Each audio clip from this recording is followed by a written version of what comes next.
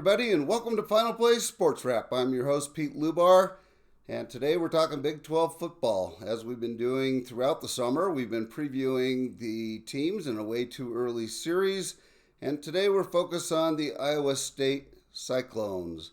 The team is looking to build on their best season ever, which included a school record 11 wins and a Big 12 championship game appearance under coach Matt Campbell. Iowa State started the 2024 season 7-0 before back-to-back losses in November to Texas Tech and Kansas. They regrouped, winning the last three to secure a spot in the Big 12 championship title game versus Arizona State, where they lost 36-26. The Cyclones capped off the year with a thrilling 42-41 win over Miami in the Pop-Tart Bowl. From an offensive standpoint, they had a pretty good year. They had 431 yards per game, ranked 31st in the nation. They averaged 31.8 points per game, which was really good. A good blend of both rushing and receiving, 166 rushing yards per game and 254 receiving yards a game. So a very balanced offense. They returned quarterback Junior Becht as the starting quarterback. He had 3,505 yards and 25 touchdowns in 2024. They also returned their stable of running backs, Carson, Hanson, and Abu Sama III. And so they also should get some production from River Peppers, a freshman. But Hanson had 752 yards and 13 touchdowns. And Abu Samo had 587 yards and 2 touchdowns. So they're pretty well set at running back. Receiver, different story. They lost Jaden Higgins and Jalen Noel. Both went to the Houston Texans.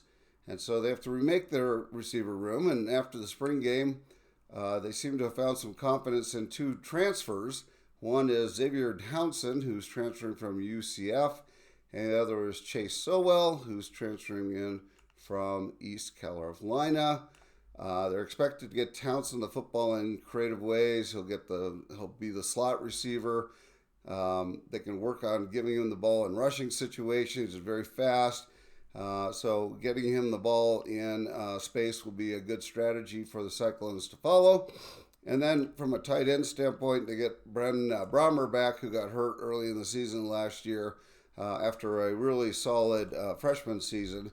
And they've got Gabe Burkle, who played the rest of last year back, and he was their third leading receiver last year with 26 catches for 296 yards last season. So the strength of the team should be offensive line. They've got returning starters like Tyler Miller, Dylan Barrett, and Brendan Black back, and so they're going to be pretty good on the offensive line. So you got protection for the quarterback. You got a way to run.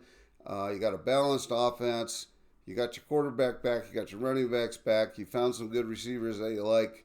So offensively, they should be pretty good shape and just fine.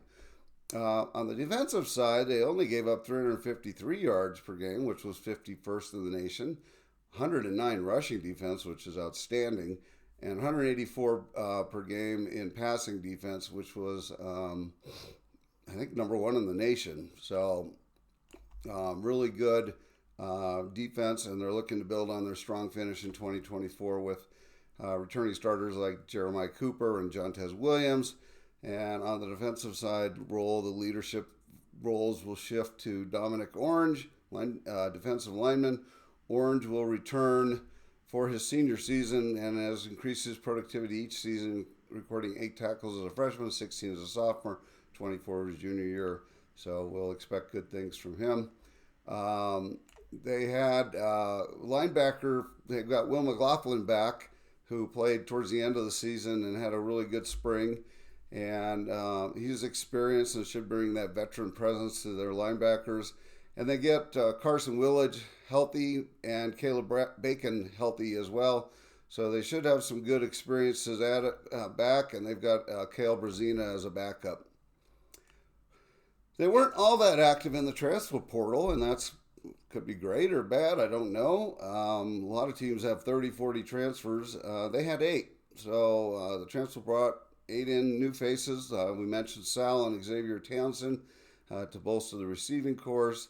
And then they brought in some guys. They brought Derek Jensen in, a big offensive tackle, 6'5", 314 from Wisconsin, and Austin Barrett, a 6'6", 308 tackle or inside offensive lineman from Indiana. Recruiting, college recruiting, they were 57th overall, 13th in the Big 12, so sort of at the bottom of that. They brought in 21 new freshmen. Cool Qual from Dayton, Ohio is an offensive lineman. He's a 4-star, 6'5", 250, so he's got room to put another 50 pounds on probably. And then they got Will Hawthorne, who's a linebacker, 6'1", 215. He's a 4-star out of Gilbert, Arizona. All the rest of the kids are 3-star kids. As usual with freshmen, they'll grow them up and coach them up, and they'll probably redshirt them, and they'll join the team fully a year from now. From a schedule, the Kansas State game is the first game of the season for Iowa State. It's in Dublin, Ireland, on a game televised by ESPN. So that should be fun for fans and kids. So they start a conference game right away against a team that should be very competitive against them in the conference. So that'll be a bellwether game for sure. And, of course, they've got their rival Iowa on September 6th. And that's always a war. And then on September 27th, they go into full-time conference schedules. And they go Arizona, Cincinnati, Colorado, BYU, Arizona State, TCU, Kansas, Oklahoma State. That stretch with BYU, Arizona, TCU, Kansas will be the toughest stretch of the schedule. My feeling is they could be 7-0 for the second season in a row, and maybe 9-3, 10-2, or even 11-1, barring injury for the season. So expect Iowa State to have a great season and be one of the top teams vying for the Big 12 championship. Hope you enjoyed this, everybody. If you did, please subscribe to my YouTube page. It doesn't cost you anything, but it helps me. And other than that, I hope you have a fantastic day. Thanks. Bye.